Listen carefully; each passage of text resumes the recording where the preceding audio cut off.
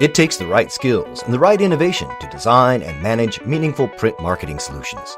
Welcome to Podcast from the Printerverse, where we explore all facets of print and marketing that create meaningful communications and business success. Now, here's your host, the intergalactic ambassador to the Printerverse, Deborah Korn.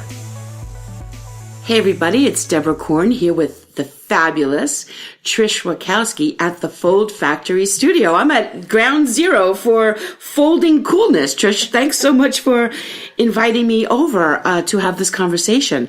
So most people know you as the Fold of the Week, Folding Fanatic, Folding Empress of the world, but you're actually here to discuss a new venture. Why don't you tell everybody what is on the horizon for the Trish Witkowski empire? Well, thanks so much. It is a blast to have you here. This is very fun. So thanks for having me.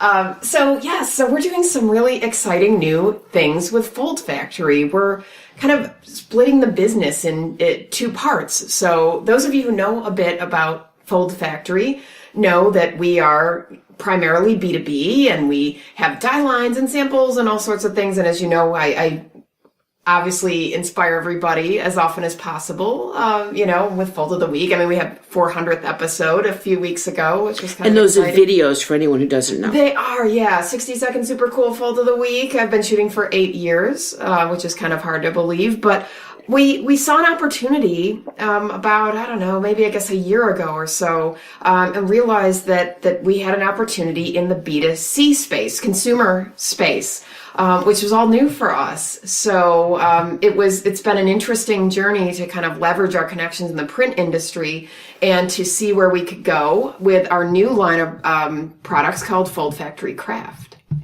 And Foldfactory CRAFT. Craft is a pretty big word. Yeah. Now I did, again, I'm lucky enough that I'm here and I see the setup here. You have like an in-home store going. Why don't you talk a little bit about, what craft means to you and also some of the partners involved. There's a lot of, names out there. Yeah. So where we saw the opportunity, just so everybody knows kind of where we're going with it, is we're doing cut and creased paper materials for cards, card making and crafts.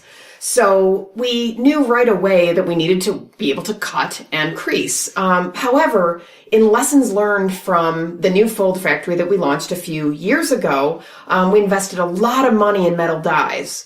And then it kind of killed our flexibility as we saw where the popularity was on certain products. And we realized that some didn't sell as well. And we realized we had invested so much in metal. So when we thought about going into craft and needing to cut and crease, we really needed the ability to be nimble. And so my immediate thought was laser cutting. But then obviously the need for a crease is important too. So, luckily I've done a lot of research in the industry and I know a lot of people in the industry, and the first people I called actually were the folks at Highcon. And I was familiar with the Euclid and all of the things that it can do. At the time, I didn't know a whole lot about their new Beam, which is a production machine that is really fast as well. So that was all new. And so they told me all about that. As I said, it was about a year ago. And then we started doing research. And I spent a lot of time over at the Komori facility in Chicago. And I worked with Jim Smith of Highcon and the folks over at Komori, and went over there and tested our products. And then we did a lot of research with crafters and with busy moms, and learning what the needs were in the craft industry. It was all new to me because consumer was new to me. I wasn't really a crafter myself. I was always a creative person. I'm a designer. And so I was kind of learning the market as I went and what was available there. And it was very interesting, actually, because I thought that a lot of the really cool formats that we have on the B2B version of Foldfactory that everybody in our industry knows, that I thought that a lot of those would transfer over into the craft industry. But as it turns out, some of them did, but people trended more toward the simpler types of formats. So it was funny, the things that I thought would totally wow the crafters wowed them, but were actually too complex. They wanted simple, easy, time savings. And so, working with the laser equipment, we were able to test and keep bringing prototypes to them and keep kind of evolving the product line quickly. And then when we locked it in, we were able to then do our product runs and know that if we needed to make a change after launch, or if we saw that something was running, Right, there was no investment in the dies again. Right. And it kept us and keeps us flexible. Nimble. Yes, nimble. So one of the products that we have is cut shapes. There are these little laser cut shapes that you pop out of the sheet, and you can make what's called punch art with them. Make little birds and make little characters and really fun things. Are those all the ones with all the circles in it? Yeah. So that's incredible, by the way. It's really, really neat because in the craft industry currently, you have to buy metal punches. Like you punch by hand. If you want one 2-inch circle, for example, to make a craft with, you have to buy a 2-inch circle punch. Well, for every size and every shape, you have to buy a physical metal punch, which can be anywhere from $10 to $20 or even $30 for some of the bigger ones. Well, if you're a mom trying to make some cards with your kids, right. You're not going to invest in all of these punches. Or you're a kid. Yeah, or you're who can't operate a punch. Exactly, right. Exactly. So where we're trying to really solve the problems is in helping people get to those crafts and products without having to invest in all of these different materials. Right. And so that's why, when we went to laser cutting, it let us create these really cool shapes that are held in delicately. Right. I mean, they're resilient. It's they impeccable. Stay in there, yes. But you can pop them out easily and use them. I can't believe how close they are to each other. They're really close to each other. It's amazing. Yeah. So we've got sheets in different themes, and people can pop them out and use them. And then our cards are cut as well, and it just has given us a lot of flexibility. So we actually produced them. So we tested in Chicago at Komori, which was just an amazing experience. But then I went to Boutwell Owens in Fitchburg. They have not only a Highcon Euclid, but also the brand new Highcon Beam, which is their brand new fast production machine. So we did part of the production run on the Euclid while the Beam was getting installed. And then we so then when the Beam was up and running, we ran that. So you're like a beta tester. Oh my gosh, it was a blast. And the Boutwell people were amazing. Right. Amazing to work with. And they do what was also neat is they do a tremendous amount of packaging work. So they're really strong in packaging. And so this was also neat because we were using the laser machine, not for fancy one-off packages or things like that. We were making a production run. And so it was really neat. We were making products for consumers on these machines, right? And they're pristine. I mean, they are. Yeah. And so we're doing everything on Neenah Astro Brights. So as for crafters, their colors are really bright. We've got 10 colors. So we did shorter runs in every single color. So we did each of the different formats in 10 colors. We did each of the shape sheets in 10 colors. And so we've got this really fun, bright line of Astro Brights, and we have a signature confetti envelope that everybody just loves, that has really tested well, because everybody's so used to a blank white envelope. Right. And so part of what we're doing is also kind of bringing the craft market some interesting things that the print industry has access to. It's kind of... Oh, yeah, Trish. Yeah, I mean, it's funny, but... I didn't realize it until I was looking for this stuff. I have 2 children. They're 9 and 10. Shout out to Miles and Audrey. Shout out to Miles and Audrey. They're a blast. They're at a great age, but they like to craft and they like to do their own thing. And so I'm out at, Michael's or anywhere trying to find materials for them to craft with before we started making stuff. And, I didn't realize how hard it was going to be to find, for example, a 10 or 20 pack of really cool envelope. You can't you can't buy stuff like that. It's just not readily available. Oh, in a specialty envelope store, but not everyone has access to one of those. They don't live in a big city. New York has them, but you're also going to pay $6 an envelope. Right, exactly. And you got to go find it, and you got to go buy it one trip at a time. Right, or online, and then you trust those product pictures for what you're going to get. I'm not saying there's anything wrong with it, but it's it's not fragmented, isn't it? Regular people don't know this, which is the point. Yes, and so a lot of my girlfriends are this one leads a Girl Scout troop, and that one does other types of things with kids, or teaches Sunday school, or this one likes to craft. And a lot of times I just want my kids to make their own thank you notes. I mean, I just want to do that.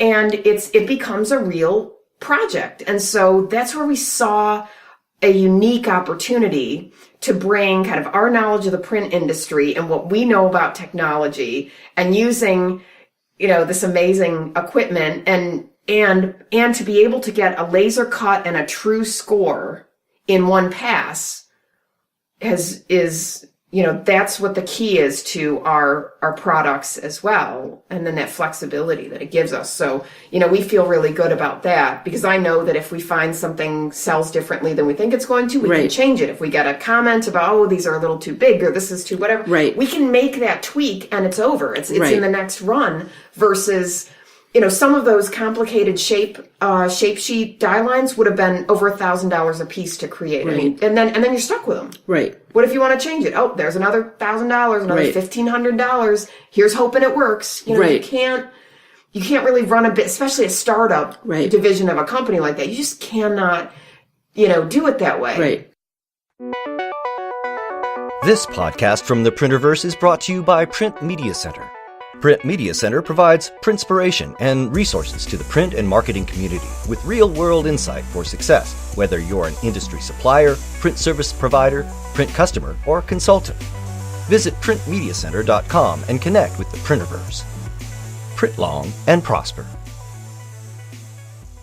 I want to shift this conversation a little bit to marketing. Sure. Because really what you've done here is a master class in applications. Mm-hmm. And I think that the printers out there could really benefit from getting a little insight into the market research you did to find out whether or not this was a viable product, and then a little bit into the application development. How did you know that the crafts that you were going to provide tools for were the ones that were going to be successful or noticeable out of the gate, and then in order to bring people into other stuff? Right. So, so two-part question.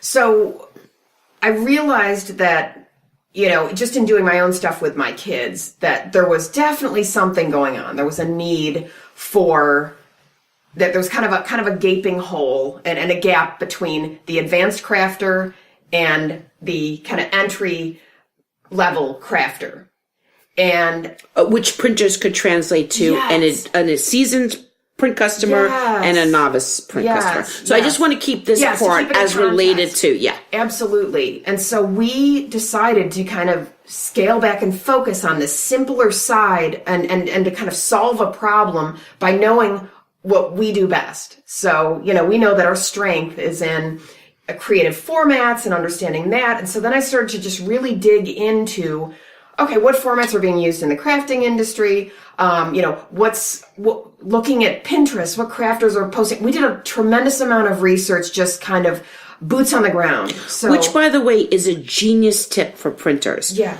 Go onto Pinterest. Look at those invitations. Look at these crafty people. They are creating some amazing things that we can actually print, by the way.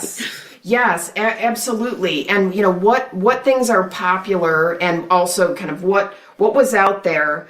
But then I would also say, and this is a lesson learned from Foldfactory, by the way, from our B2B side, is that you also need a little more information than that. So we when we launched the B2B side of Foldfactory, the relaunch, we looked at, and this has been the biggest revelation we've actually ever had, so I'm happy to be able to share this with everybody. When we launched the new Foldfactory, we based our product line on formats that had the most social love, and things that like everybody loved and shared. I mean, we have our twist fold image on Pinterest, like, consistently gets 40,000 views a month on Pinterest. It consistently it has thousands of likes. Like, it's just like, it's our superstar.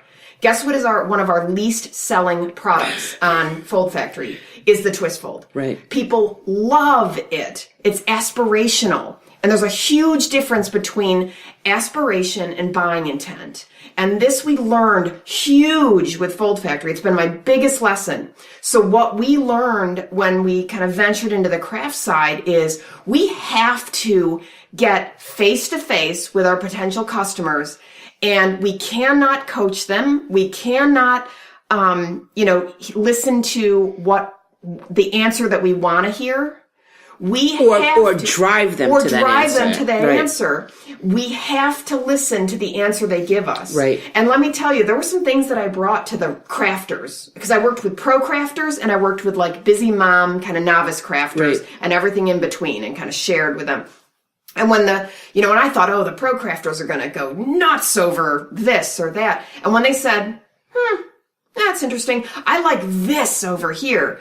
Instead of kind of taking away and going, well, I love this and I know it's going to be a hit, so I'm going to keep it in the line. What do they know? Right, what do they know? I'm going to keep it in the line because I love it. We have to set aside like what we love and what we know, and we have to let the customer take the driver's seat. And it's hard to do. But once you do that, you realize that your stuff picks up speed. Right. Like once I was steering, like letting the customer steer and really listening to what they wanted, my line got tighter and like the line for Foldfactory CRAFT got more and more interesting, valuable. Like the responses I was getting were just stronger and stronger and stronger and more positive. It's like, and the other thing that we took away from it as well was people were not asking questions. And very interesting point, Trish. Big deal. Very Nobody big deal. Asks us questions anymore because there's no more selling now. They understand everything. They get it. Genius. I don't have to explain to them. Right. And now everything that we create from a content perspective supports the use of the product. Right. But it's not complicated. Right. You don't have to be interconnected to every piece of everything that we do in order to use the product. It's very self-explanatory. All we're doing now is showing people how to be creative, giving them ideas. Right. Here are some potential things you can do with these here's tools. What you can do with this. Like a printer. Kind of a get up and running type of a thing, but we don't have to explain our product or what we do. Right. It makes a ton of sense to people, and nobody asks the questions. Right. Like, well, so wait, so how does this work? You Right. don't get any of that. Why do you I don't need get this any, well, how one? do I do this? Right. Or, what do I need to do that? Nobody asks. Right. And it's because everything makes sense. And it's funny how in this division, this new division, I feel like things are clicking. Yeah. Because we stopped being in control. And I think... How was that hard for you, Trish? Oh, it was. Oh my gosh. If anyone doesn't know my friend Trish, I can't even believe she said she gave up control and didn't vomit as she said it out loud. Well, and it's funny because a lot of the work I do, those of you who know me or follow me in the industry, people look to me for advice and ideas and leadership on a lot of things. Of course. And so I think with Foldfactory, where I made the mistakes earlier on, and it's taken us a little while to correct them, but and we're still working on those things. But what I learned was, it's one thing to be in control of your content, your opinion, the things you share, but when it came to the site, our other side of the business, the B2B side, I needed to let the customer take the wheel. Right. And I took the wheel because I felt like, well, people look to me for the ideas and the advice. Right. Well, I'm going to give them the best collection of stuff I can come up with. This is amazing. And it is, however, a lot of it is aspirational for people. And so, although meaning that there's no budget for them to do it, they don't have the knowledge behind it, or it's cool, but they have no practical application for it. Right, okay. On Foldfactory, our best-selling formats are our simpler ones, and our mailers and buy and like cross. That. It's the stuff that people can use, multiple on the times, right? Exactly. Mm-hmm. And so we still get people doing really, really cool things, right? But it's not a day-to-day need. Right. And so, we've learned to be a bit more practical on some of that stuff, and we're still evolving and changing on that.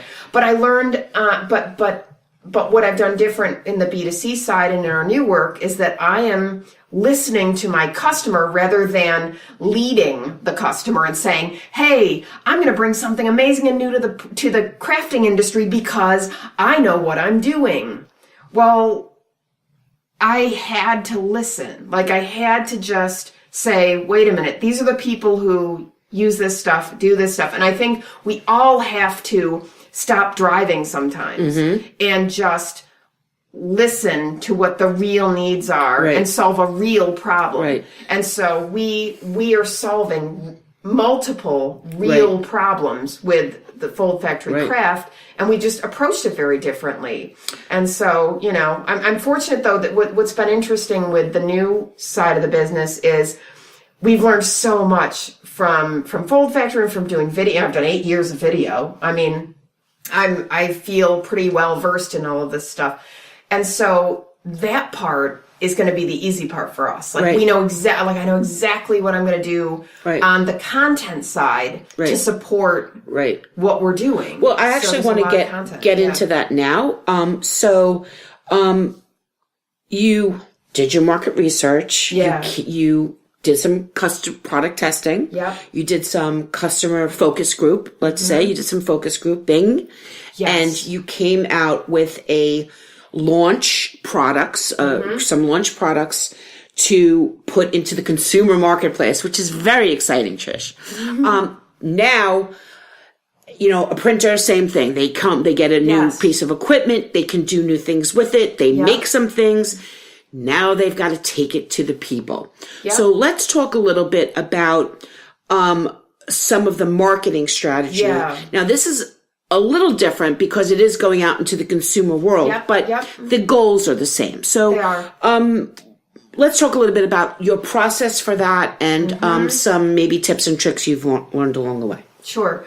So we definitely knew that content was going to be a huge part of how we pull through our customers. My greatest strength is video. So I knew I was going to go video for a lot of this. But what's nice about video is then it kind of, video feeds the blog feed, each thing kind of interconnects. Feeds social media, feeds everything. Social media, all sorts of things. So you can get a lot of mileage out of the video work.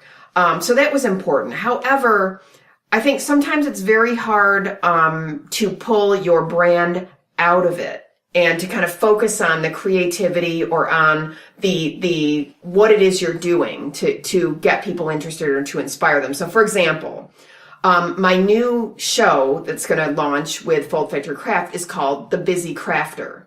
It's not called Foldfactory CRAFT, and it's not an ongoing infomercial about, here is our such and such card, and now we are going to use our such and such product, and we're going to put these together. Right.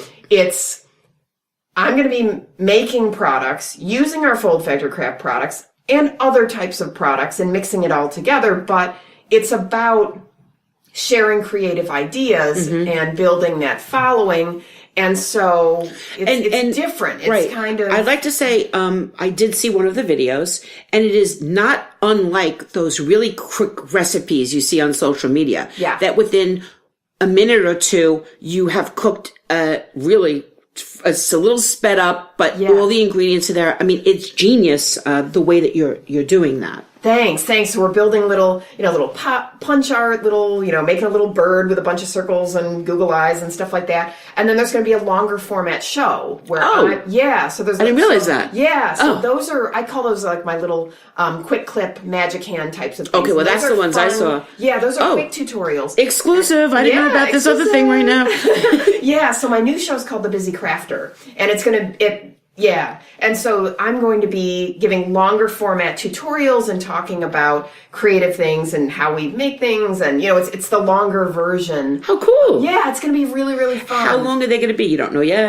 They'll be somewhere around the 11 to 12 minute range. Wow, Trish, that's a long video. It is. But interestingly, if you look into the industry, that is pretty standard. No, I just meant from 60-second fold of the week. You're doing 11 of those, and God knows how fast you talk in that 60 seconds. I know, no, and it's funny. It's a different thing. It's a very different thing, and I've had to teach I'm teaching myself to kind of chill out and get the longer verse. Oh my God. You speak so fast. It's unbelievable. It's funny. And it's funny, too, to kind of be, I guess, chatty and conversational. Right. Because you're having a conversation with people and making fun stuff. And it's not about how fast you can do it. It's about sharing the time and the ideas. And I think and providing valuable information. And to your point, not the information that you want people to have, but the information they need to know to do what they want to do. Right. Exactly. And I think it is about information.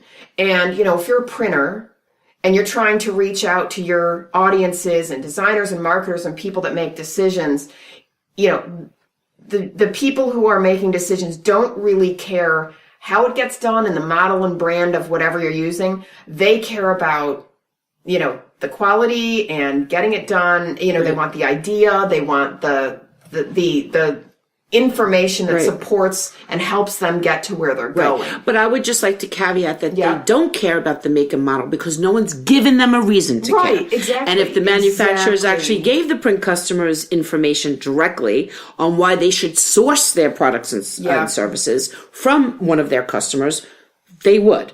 Well, and I also think sometimes we assume because we've got the equipment that people understand what can be done with it. Right. And they think, they know we have a laser cutter. Right. So why wouldn't they, get from point A to point B? Why wouldn't they realize that they could do something amazing and different on their, product line or on their anything? It doesn't just have to be a holiday card cut out like a snowflake like everybody sees. Right, exactly. It's like, and it's so funny we both said holiday cards at the same time. Because that's what people think. Well, you see, when do you see the laser cut stuff? You always see it in the holidays. You think of special occasion. Exactly. And weddings. Absolutely. It's what has been really fun is to kind of think of it in terms of actual production work and product lines. And, I see us doing all sorts of things with it. Right. We're testing an alphabet line with pop-out letters. We're doing some really, really cool things. And it's awesome. So, I think there's a lot more to it than anybody really gives it credit for. It's not laser cutting. I mean, it's not it's not just a bell and whistle or a little gimmick. It is the real deal. Right. And, it's unbelievable. I mean, I've always been like lasers. Yeah. It's always been one of my favorite things forever. But I think we think of them as something kind of fun and special for a special occasion, and it's not. And so that's what. Well, it's that end. Yeah. It also has other. I mean, you could do variable data with laser cutting. I know. It's absolutely insane. You can find more Printspiration at the Print Professionals group on LinkedIn. Great conversations, requests for help, and answers to questions from peers in the industry. Network long and prosper. So, Trish, it's kind of interesting because if you think about it, you have incorporated the printing industry, the print and paper industry, through your partnership with Komori, through Highcon, and through Neenah, to create a product that has absolutely no ink on any paper, which is very interesting. Yeah. What is your best advice for like creative people out there on ways to navigate opportunities with this equipment that might not necessarily result as an output? Right. No, it's a great question. Here's what I would say. I will say that you need to keep your eyes open. I know it sounds kind of weird, but I had this opportunity hit me in the head for like 5 years and didn't listen. I was doing these projects with my kids' classes. I was working on little projects with the kids, and I didn't put two and two together. And yet I was getting all of these great responses from people like, wow, where did you get this stuff? And what is this? And can we order that? I was like, oh, no, it's just something I do. I just order it. It's for my kids. It's just something special. And I heard it over and over and over again. I never listened. And finally I realized that, wait a minute, I never saw what I was doing anywhere else. I kind of saw myself in this certain arena, and I never saw myself outside of it. So then once I started realizing that, wait a minute, can I take my knowledge and apply it elsewhere? Can I somehow be effective, elsewhere, look into a new market? And then once I started doing that, I realized, okay, how can what we're using today in our industry help in this other area? Do I have to start from zero, or can I kind of take my foundation that I built and pick up the phone and ask a few questions? And that's really kind of how that happened. So what I would suggest to people is to kind of think about how their knowledge can be applied in other areas, and then think about, gosh, we have so many great tools. I mean, it's not just lasers, there's all sorts of great things going on. There's tons of finishing devices out there. And the digital printers that can print on any surface, and some of these other things. Wide format, everything. Yes, and all the problem solving that the print industry can do. And I'll also say that I'm quite certain we'll eventually print at Foldfactory CRAFT. I think we'll be doing some layering products and some printing. Packaging has got to be next. Oh, absolutely. So I see us still going there. Mm-hmm. But I also realized that, we could leverage the strengths of the industry and do it, with kind of limited types of processes. If you like this podcast, try our other podcasts from the Printerverse. Listen long and prosper.